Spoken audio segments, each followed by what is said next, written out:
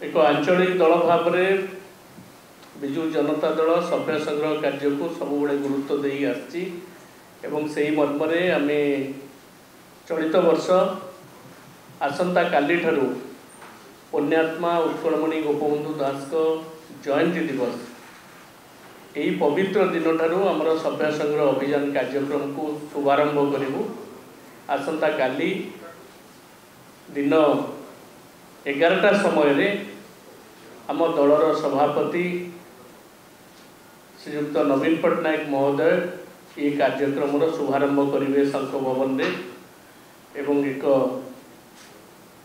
कार्यक्रम रही बहु नेतृवृंद एवं आमर कर्मी भाई माने समस्ते ये उपस्थित हेबे एवं एथि सहित समग्र राज्य रे सबू जिलार सदर महकुमा निर्वाचन मंडली गुड़िक ये कार्यक्रम सभ्य संग्रह अभियान कार्यक्रम साइमल्टेनियसली आरंभ करा एवं ऑनलाइन जोगे समस्ते जोड़ी हेबे एवं सेठारे मध्य जिला स्तर रे आम जिलार नेतृवृंद विधायक माने सांसद दल जिला सभापति छात्र युव नेता माने महिला नेतृवृंद एवं जो माने सब प्रतिनिधि अछंती से माने समस्त सेठी उपस्थित रहिबे ये कार्यक्रम को मध्य आरंभ करिवे एवं परवर्ती पर्याय रे अन्य निर्वाचन मंडली गुड़िक मध्य आमर सभ्य संग्रह अभियान कार्यक्रम को आम आगे नबू। विजु जनता दल को तृणमूल स्तर में शक्तिशाली कर गढ़ी तोड़ापी दुईटी पर्याय आमर जनसंपर्क पदयात्रा आरंभ होईछि एवं प्रथम पर्याय 6 तारीख दिन शेष होईछि एवं अभूतपूर्व सफलता आमे प्राप्त होईछु। आमर 30टी जिला एवं तीनोटी सांगठनिक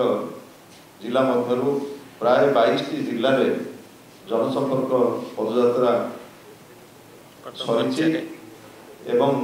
द्वितीय पर्याय जनसंपर्क पदयात्रा द्वितीय पर्याय आरंभ खूब शीघ्र आरंभ हो जहाँ घोषणा करा 21 तारीख रु 30 तारीख पर्यंत द्वितीय पर्याय जनसंपर्क पदयात्रा आम करूँ। आपण अनुभव करुवे विगत दिन मानक जितेबाला जनसंपर्क पदयात्रा आम जाऊ जो उपलब्धि आम रही जनसाधारण सहित अतुट भाव में केमिति संपर्क जोड़ू एवं नवीन सरकार विभिन्न सफलतार योजना किभली भाव में लोकों पाखे तृणमूल स्तर में पहुँचा आज ठीक से भाव में विरोधी दलर भूमिका आम सठिक भाव में किभली भाव में निर्वाह करूँ एवं ओडिशार जनसाधारण जो अपेक्षा आम पाखे रही पूर्ण करने निरंतर भाव में जनसाधारण सहित यही जनसंपर्क पदयात्रा मध्य दल को साधारण जनसाधारण सहित जोड़ी।